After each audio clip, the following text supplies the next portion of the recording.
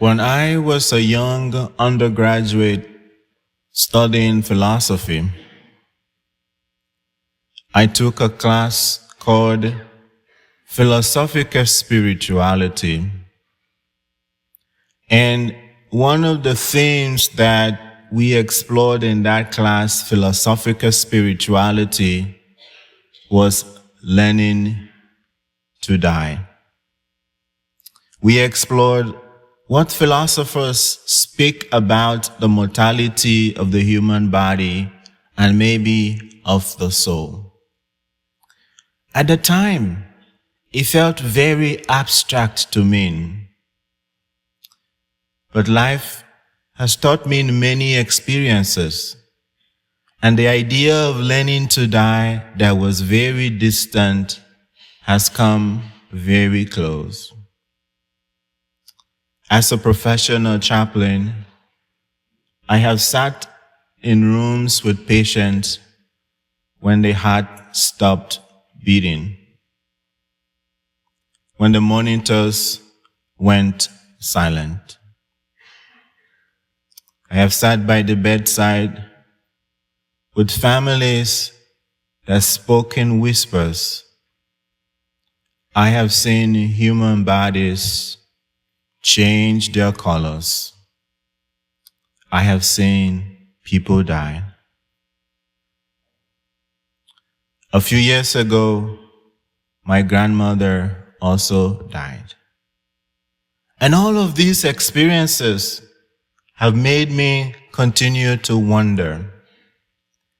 After all of these things that we do in human life, the education, the buying of a home, the struggles, and all of that, what happens when death knocks and takes us away? Mentally, I have come to understand that we are all going to die and that I am going to die. But emotionally, I still struggle with that reality. When I die, will death be the end? When you die, will death be the end? Is death the end?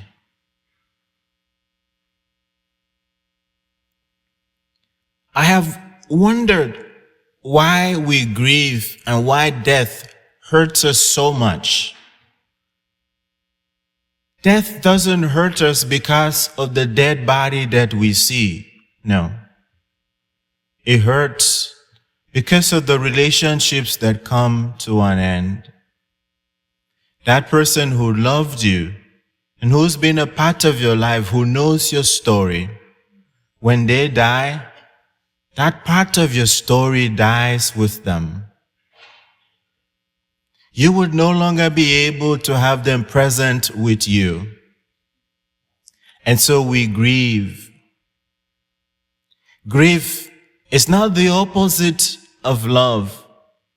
Grief is love that has nowhere to go. That's what grief is. And why do we fight and want to stay alive so much? We do that because the original intention of God was not for us to die. And so inherent in each one of us is the desire to stay alive. And so we fight death even though it takes us away. And so Jesus' friend Lazarus dies. And people are gathered. And there is weeping and crying, and there is so much sadness. And Jesus delays in coming. He delays. Now, by the time Jesus gets to Bethany, it is already 4 days. And the belief among the people was this, that if a person is being buried after 4 days, the soul has departed, and so there is no return. And so when Jesus arrives and he says, "Take me in there," The sister says to the Lord, it's been 4 days.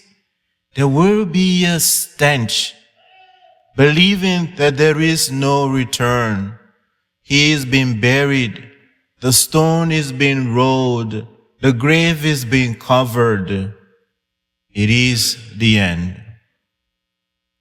But notice what Jesus does when he arrives Bethany. He knows that as God, he is going to raise Lazarus from the dead because he is the resurrection. But as he comes, he sees all the people, the sisters weeping and crying. And he does not say to them, stop weeping, stop crying. Jesus enters that experience. He weeps with them.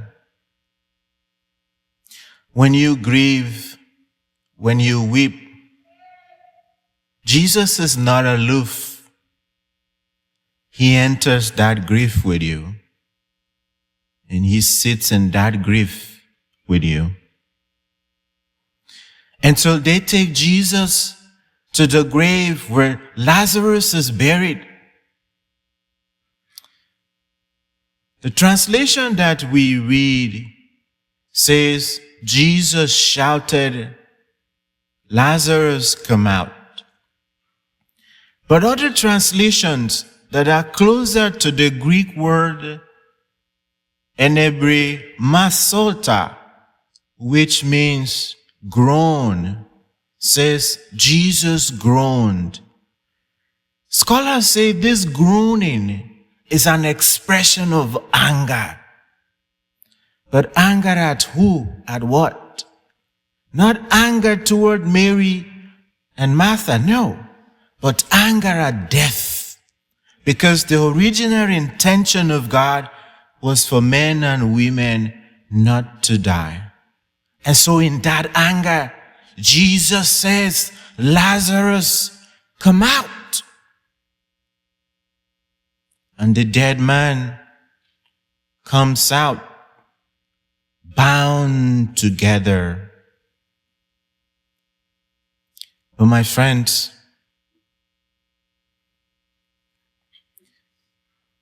it's not only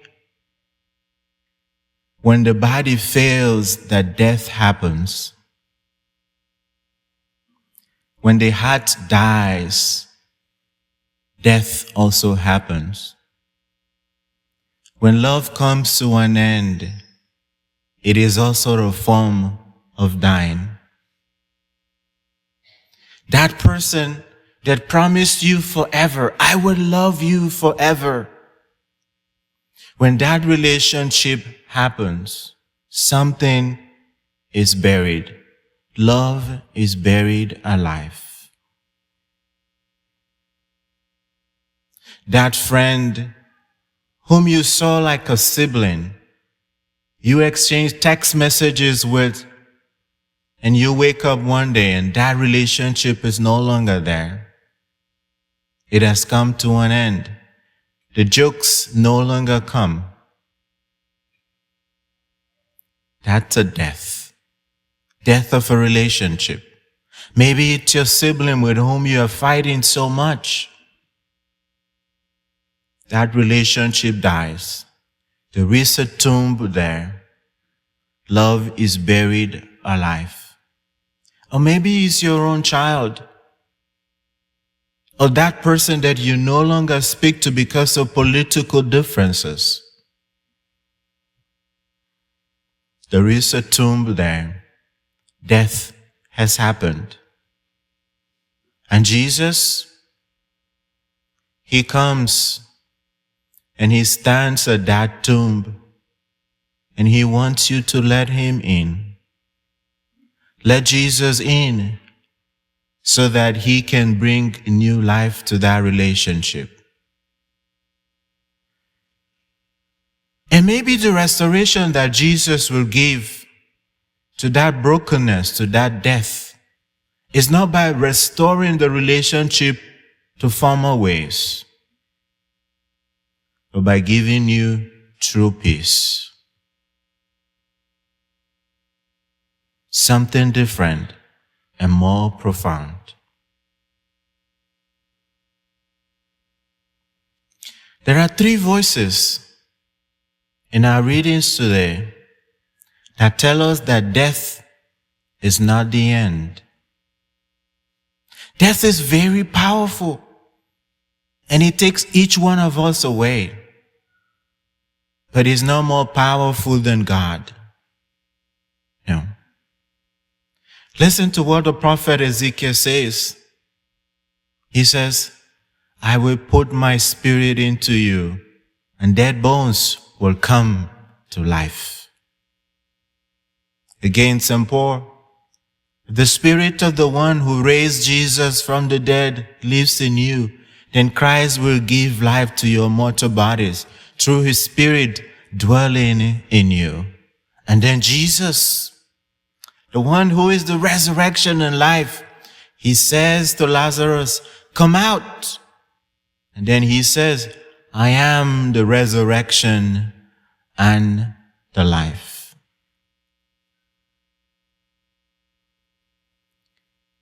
Which part of your human experience, which part of your life is dead? Which aspect of your life are you grieving? Jesus, he wants to enter that grief with you, and he wants to sit there with you. Maybe it's the death of hope. You have been hurt so much that you no longer believe that hope is possible. Nothing new is possible for you. Jesus has come to that tomb, and he wants to enter that experience with you. He is saying to you, come out. Come out.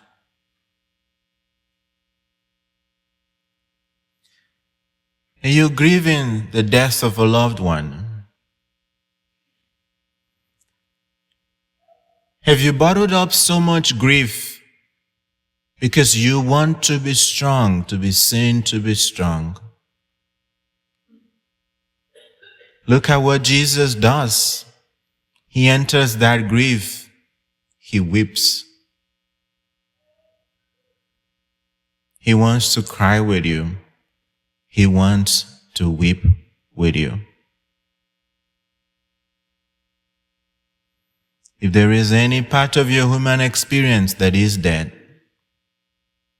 he is saying to you, come out, because he is the resurrection and the life. And when I die,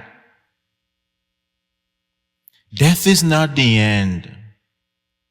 Death is the transition. If my mother watches this homily or watches this, me preach this, she would be sad. Because in my culture, you do not talk about dying. And yet, death will come for me.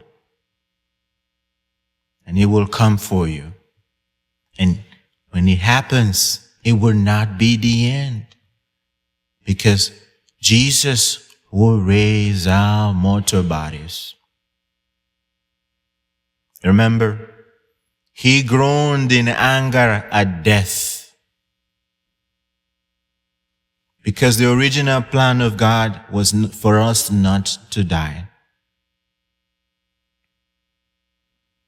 And so we say to Jesus today,